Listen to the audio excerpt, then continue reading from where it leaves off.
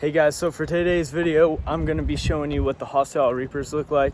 I've been looking around for a while and I was wanting to get the Hostile sprockets or the jigsaws, but they're pretty much impossible to find anywhere. They're out of stock, so I was looking at the the Reapers that just came out recently, and I really dig the look. They look like a sprocket, they just have a different design on the outside, and I'll show you guys what that looks like.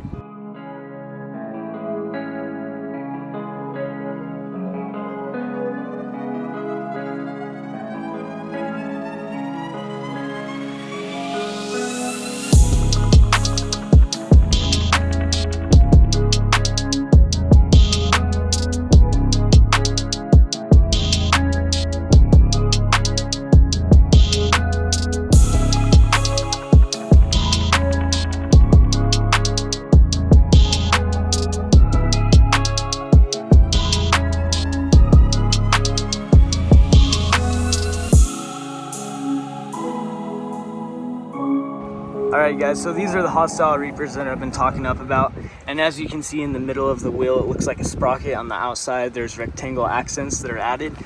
Really dig the look. I don't know if you can tell how good they look on video, but they look awesome in person. They're a 20 by 12 wide wheel on 33 by 12.5 inch tires, and if you guys are worried about doing some 12 wides on a Chevy Silverado that's leveled, just do a little bit of trimming on the bottom valance, and then at the top there's going to be a little bit of trimming on the middle bumper, but besides that there shouldn't be more than that. And you might rub here in the inner fender just a tad at full lock and reverse, but I don't really think it's that bad. You guys can do a NorCal if you'd like, but I don't think it's enough for me to want to do something like that. I don't want to cut up my truck. So also, if you guys were curious what tire this is, it's a hybrid tire from Kendra. It's a Kendra Cleaver RT.